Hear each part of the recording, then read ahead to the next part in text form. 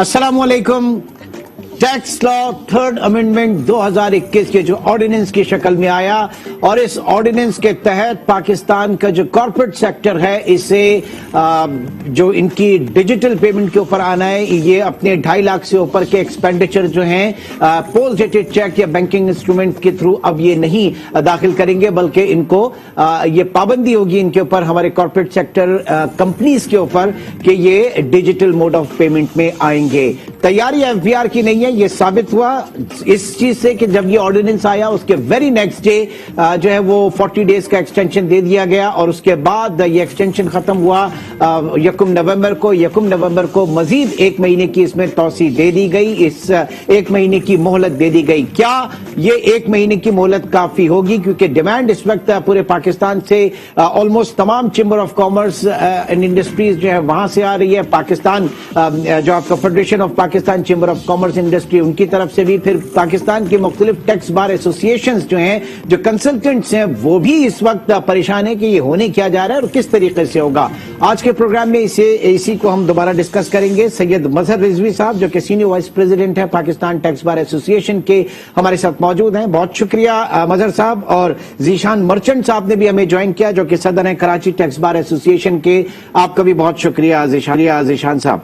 मजहर साहब, आपकी तरफ आता हूं। सबसे पहले जानना चाहूंगा कि क्या ये 1 महीने की मोहलत काफी होगी? इस बीच में कितनी तैयारियां हमें करनी है और क्या प्रैक्टिकली ये मुमकिन होगा कि पाकिस्तान का जो कॉर्पोरेट सेक्टर है ये पूरा का पूरा शिफ्ट हो जाए डिजिटल पेमेंट के ऊपर?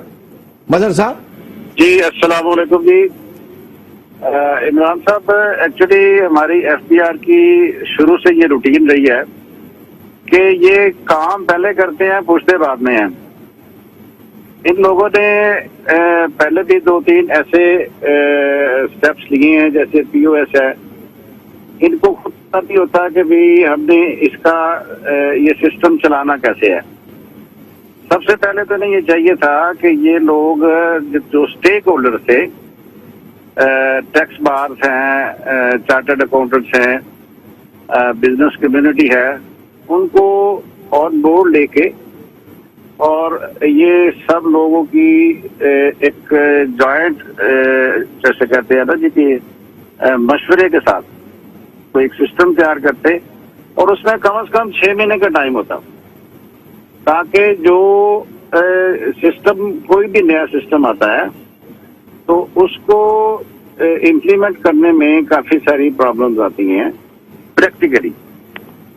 तो ये 1 महीने का टाइम तो बस एक आप कह लेना जी के लॉलीपॉप है, इससे प्रॉब्लम्स हैं वो सॉल्व नहीं होंगी।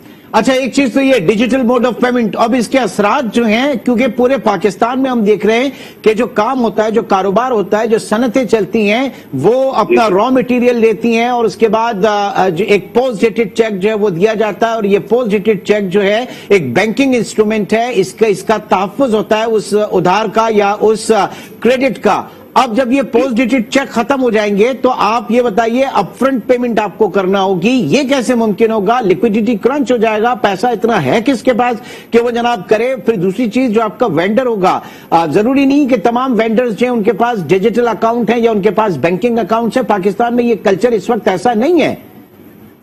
ये बात साहब, इसमें मल्टी डायमेंशनल प्रॉब्लम्स हैं। सबसे पहले तो ये है कि जैसे आपने अभी बताया कि पेमेंट्स जो होती हैं वो ज्यादातर जो हमारा बिजनेस होता है वो ऑन क्रेडिट बेसिस पे होता है। उसमें मुश्किलात पैदा होंगी क्योंकि लोगों के पास लिक्विडिटी पोजीशन इतनी नहीं होती है कि वो जो है ना एक्चुअल चीज है पेमेंट करके उसको परचेज करें। नंबर 2, ये जो अपना है ना जी बिजनेस कम्युनिटी, इसके लिए सर देखें एजुकेशन की प्रॉब्लम भी है। क्योंकि आप जितने भी बिजनेसमैन हैं, क्या उनके पास ये फैसिलिटीज अवेलेबल हैं? क्या इनके पास ये नॉलेज अवेलेबल है? ये सारी चीजें, इस चीज को मद्देनजर नहीं रखा गया। ठीक। अब देखें ना जी, एक मैं फैसलाबाद की बात करता हूँ जी। यहाँ पर अगर एक बंदा कोई बिजनेस कर रहा है तो क्या उसके पास नेट अवेलेबल है, क्या उसके पास कंप्यूटर अवेलेबल है, क्या उसके पास एक्सपर्टीज अवेलेबल है कि वो इस सिस्टम की इम्प्लीमेंटेशन कर सके। तो ये आई थिंक ये जैसे इनका पहले ये वेल थॉट डिसीजन नहीं है, ये यकीनी तौर पे ये साबित हो रहा है। जिशान मर्चेंट आपकी तरफ आएंगे। ये बताइएगा कि जो मल्टी डायमेंशनल इश्यूज हैं इसके digital payment mode of payment के हवाले से अब तक कितने लोगों ने अप्रोच किया? Karachi tax bar association, Karachi Pakistan का जो है वो कमर्शियल हब है, कितना एक क्योस पाया जा रहा है, कितने सवाल उठाए जा रहे हैं हमारे कॉर्पोरेट सेक्टर की तरफ से? आप लोगों की तरफ क्या क्या प्रेशर आ रहा है? बिस्मिल्लाहिर्रहमानिर्रहीम। देखें इमरान साहब, जो बड़े कॉर्पोरेट्स हैं उनकी तरफ तो कोई इतनी ज्यादा पाई जा रही है ना, वो इसमें कोई परेशानी महसूस कर रहे हैं एज ऑफ नाउ। लेकिन जो छोटे कॉर्पोरेट सेक्टर में जो लोग हैं तो उनके लिए बड़ी परेशानियां हैं। वो उनका पहला सवाल यही होता है कि हम ये कैसे करेंगे, हमें कोई गाइडेंस नहीं है।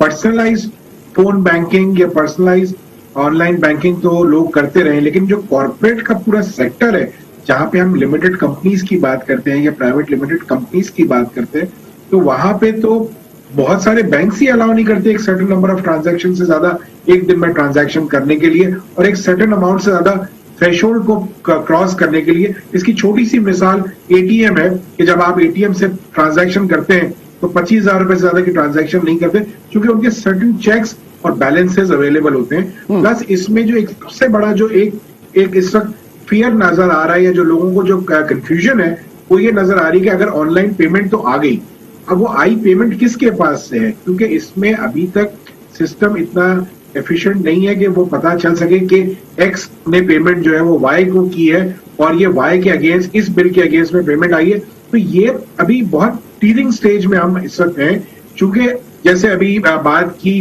मजहर साहब ने कि जब पीओएस को लॉन्च किया तो आज पीओएस के कई इश्यूज ऐसे हैं कि जब हम एफबीआर से बात करते हैं तो ये कहते हैं जनाब ये भी टीजिंग इश्यूज है, इसे सॉल्व होने में वक्त लगेगा। तो कानून को जब आप इम्प्लीमेंट करते हैं तो होता ये है कि आप पैरेलल सिस्टम को चलाते हैं, और पैरेलल सिस्टम को चलाने के साथ साथ आप एक डेडलाइन देते हैं कि लेट्स से 12 महीने के बाद जो है ये कंप्लीटली ट्रांसफॉर्म हो जाएंगे, और इनकरेज किया जाता है कि डिजिटल पेमेंट अगर आप करेंगे तो आपको जो है लेट्स से 1% या आधा % टैक्स में आपको ब्रेक दिया जाएगा। तो इस वक्त इंसेंटिवाइजेशन तो नहीं नजर आ रही एफबीआर की तरफ से, लेकिन कंपल्शन नजर आती है on those corporate sector who are already hard pressed. और उसके साथ साथ हो ये रहा है कि यकीनन जैसे चेंबर्स भी अब आवाज उठा रही हैं, इसी तरह से फेडरेशन ने आवाज उठाई है, तो इसका मतलब ये है कि लोग इस वक्त इसके लिए तैयार नहीं है।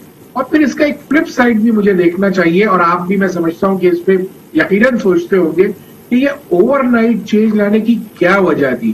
क्या हमारा इस वक्त जो लॉज है वो ऐसे नहीं है कि उसमें ये इसकी गुंजाइश हो? क्योंकि एक वैलिड, जब डिजिटल पेमेंट की डेफिनेशन भी नहीं दी हुई इन्होंने कि भाई डिजिटल पेमेंट होती क्या है, उसको डिफाइन करें, उसको समझाएं लोगों को कि भाई this will constitute a digital payment.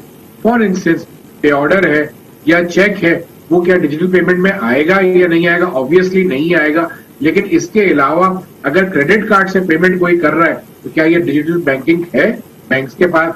अब मसला ये है कि कॉर्पोरेट सेक्टर के पास ना credit cards, company credit card नहीं बना सकती, कंपनी डेबिट कार्ड नहीं बना सकती, कंपनी के पास सिर्फ एक बैंकिंग इंस्ट्रूमेंट है कि उसे ऑनलाइन जाना पड़ेगा, और वो ऑनलाइन जाके जो है वो ट्रांजैक्शन को प्रोसेस करेगी। अब सवाल ये है कि क्या जो बैंक्स हैं, छोटे छोटे शहरों की बात कर लेते हैं, क्या वो बैंक्स के पास ऐसे सॉफ्टवेयर इस वक्त अवेलेबल है, या वो इस टाइप की जो है आपको फैसिलिटी प्रोवाइड करते हैं? ये बहुत सारे सवालात हैं। तो फिर ये देखना पड़ेगा कि कौन सी, कोई ऐसा तो नहीं है कि किसी एक को फायदा या किसी कुछ स्पेसिफिक लोगों को फायदा पहुंचाने के लिए ये लॉ ले आया गया, क्योंकि हमारे यहाँ तो ये चीज भी बड़ी ऐसी देखी जाती है और फास्ट में भी ऐसी नजर आई है कि किसी एक को फायदा पहुंचाने के लिए एक एसआरओ इशू हुआ कर दिया जाता था माफी में। तो ये चीजों मजहर साहब, बहुत जरूरी है। ठीक है, बिल्कुल बिल्कुल आपका पॉइंट आ गया। मजहर साहब, आप फैसलाबाद में हैं और फैसलाबाद जो इंडस्ट्रियल हब है पाकिस्तान में, फैसलाबाद में बड़ी एक्टिविटी है। ये जानना चाहूंगा, जो भी पॉइंट हुआ था कि जनाब x, if you consider x is a public listed company और वाई जो है, वाई उसका वेंडर है, एफबीआर को नहीं पता कि वो वाई के अकाउंट में जा रहा है या नहीं जा रहा है। वही ट्रेस करने के लिए डिजिटल पेमेंट, तो वो वेंडर का भी एक अकाउंट होना चाहिए वहां पे। अब ये मुझे बताइए कि इतने बड़ी तादाद में क्या पूरे पाकिस्तान में अकाउंट्स खुलेंगे, किस तरीके से होगा?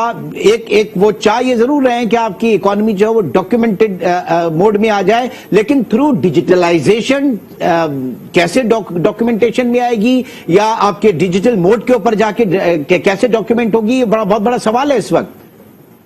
जी बिल्कुल। अच्छा इमरान साहब, इस तरह है कि फैसलाबाद जैसे शहर में ना जी, इवन जो बड़ी कंपनीज हैं उनके पास भी इतना इंफ्रास्ट्रक्चर अवेलेबल नहीं है। जैसे जिशान मिर्चन साहब ने फरमाया कि क्वेश्चन काफी सारे अराइज हो रहे हैं कि क्या ये किसी खास तबके को फायदा पहुंचाने के लिए किया जा रहा है। अब जो है ना जी, एक बैंकिंग सेक्टर है, क्या उनके पास भी इंफ्रास्ट्रक्चर अवेलेबल है? क्या जब इन दोनों को आपने लिंक करना है तो उसमें एक सिस्टम होना चाहिए ना जी। अब जब बात करते हैं टैक्स ऑफिशियल से बात करते हैं कि जी ये सिस्टम किस तरह इम्प्लीमेंट होगा और ये डिजिटल बैंकिंग है क्या, व्हाट डज इट मीन्स, तो उन लोगों को भी इसके बारे में क्लियर पता नहीं है। सर, लोगों को तो पता नहीं है। मर्चेंट साहब, ये बताइए, एफबीआर में जो लोग बैठे हैं वो क्यों नहीं आगे आके बता रहे? सिर्फ एक एक्सटेंशन दे देना 30 दिन का, 40 दिन का, ये हल है? कम से कम वो भी आगे आए, स्टेक होल्डर से मुशावरत करें, कंसल्टेशन हो। मर्चेंट साहब देखिए, इसमें एफबीआर को यकीनन आगे आना पड़ेगा। ये 30 दिन या 60 दिन या 90 दिन एक्सटेंशन करने से कोई फायदा नहीं होगा। अवेयरनेस कैंपेन एफबीआर नहीं चलाएगा। एफबीआर का एक महकमा है इसके लिए फेट, जिसका काम ही जो है डिसेमिनेशन ऑफ नॉलेज है, जिसका काम ही लोगों को जो है अवेयरनेस क्रिएट करना है। जब तक आप लोगों को बताएंगे नहीं कि इसे करना कैसे है, क्या इसके फवायद या नुकसानात क्या होंगे, तो लोग कैसे इसको इम्प्लीमेंट करेंगे? आप कोई भी कानून जब लाते हैं, कोई भी एक नया सेगमेंट इंट्रोड्यूस करते हैं, तो उसके बारे में उसकी ट्रेनिंग दी जाती है। पहले आपको ट्रेनिंग दी जाती है कि भाई देखो, इसको ये जो हम करने जा रहे हैं डिप्लॉय नया सेगमेंट, इसका ये फायदा होगा, ये नुकसान होंगे। और फिर मर्चेंट साहब, इसकी एक प्राइम एग्जांपल हमारे सामने है कि पिछले माजी करीब में जब sales tax on VAT mode में लेके आ रहे थे, वैल्यू एडेड टैक्स में, तो उसके ऊपर डिबेट हुई थी, उसके ऊपर खदशात जाहिर किए गए थे। बताया गया था कि आपका ये जो पूरा जो एक चेन है सेल्स की, वो आपकी कंप्लीट नहीं है।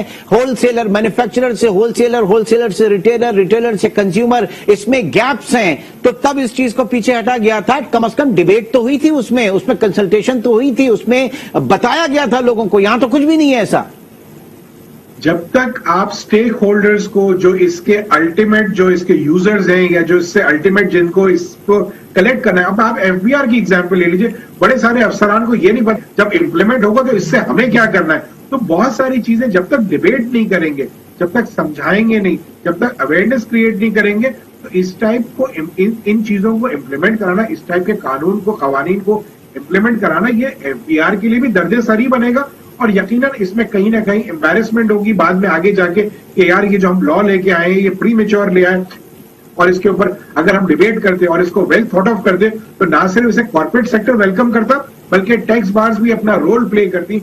आज मैं एज टैक्स बार कहता हूं कि मुझे एफबीआर ने इसके बारे में कोई गाइडेंस नहीं दी कि मैं अपने जो क्लाइंट्स हैं उनको कैसे समझाऊं कि भाई ये डिजिटल पेमेंट के ये फवायद है या ये नुकसान है या इसको करना कैसे है। ठीक, कोई ऑनलाइन ट्रेनिंग का मॉड्यूल नहीं इन्होंने लॉन्च। मजहर रिजवी साहब, मजहर रिजवी साहब, क्या होना चाहिए इस वक्त? एफबीआर को आगे आना चाहिए, ये एक्सटेंशन देना कोई बड़ी बात नहीं है और कोई मसले का हल नहीं, अल्टीमेटली ये हल नहीं है मसले का। ये पब्लिक अवेयरनेस प्रोग्राम इनको एफबीआर वालों को लॉन्च करने चाहिए। इनको बताना चाहिए कि डिजिटल बैंकिंग है क्या। ठीक है ना जी, एक आम आदमी को क्या पता कि डिजिटल बैंकिंग क्या है। इससे पहले कि ये एक कोई कानून बना के उसको इम्प्लीमेंट कर दें और फिर कह दी कि हमने आपको 30 दिन की एक्सटेंशन दे दी, हमने आपको 20 दिन की 15 दिन की दे दी।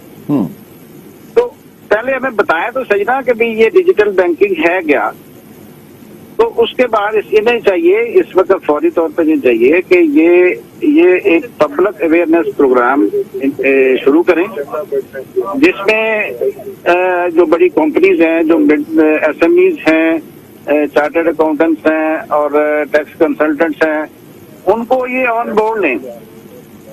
बोर्ड लेके इनको भी गाइड करें, अपने स्टाफ को भी गाइड करें।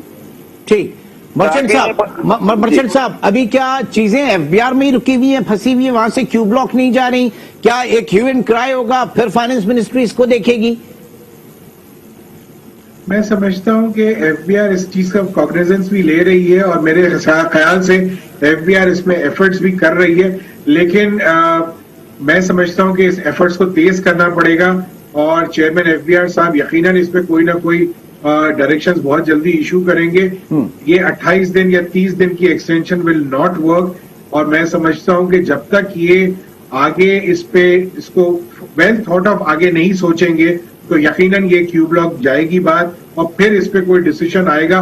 हम समझते हैं कि ये नहीं होना चाहिए, इसको FBR लेवल पे ही हल होना चाहिए और FBR को चाहिए कि इस पे जल्द से जल्द अपनी टीम को यकजा करें और एक प्रॉपर रोड मैप बना के टैक्स पेयर अवेयरनेस क्रिएट करें और इसके साथ साथ टैक्स कंसल्टेंट्स को भी गाइड करें। बहुत बहुत शुक्रिया, बहुत बहुत शुक्रिया। जाहिर है कि इस पे एक मैसिव अवेयरनेस कैंपेन की जरूरत है। FBR को आगे आना होगा। इस मईशत की दस्तावेजी से किसी को इनकार नहीं, मईशत को डॉक्यूमेंट बिल्कुल होना चाहिए, लेकिन तरीक़ेकार जो है वो आसान, सादा और सहल हो। यही इस प्रोग्राम के प्लेटफॉर्म से जो है वो एक गुजारिश की जा रही है, अपील की जा रही है। बहुत बहुत शुक्रिया सैयद मजहर रिजवी साहब और ज़ीशान मर्चेंट साहब हमारे साथ मौजूद थे। इंशाअल्लाह कल इसी वक्त इसी प्रोग्राम में फिर हाजिर होंगे। अपना बहुत ख्याल रखिएगा। अल्लाह हाफ़िज़।